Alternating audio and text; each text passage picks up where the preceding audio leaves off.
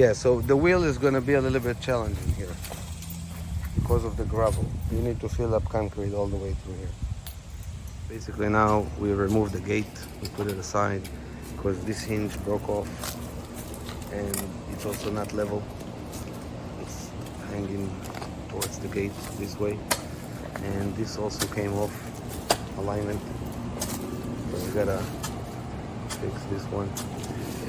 And we're digging the ground right now to see how much concrete there is, and then we're gonna change those two hinges for brand new hinges and connect everything back. That's it.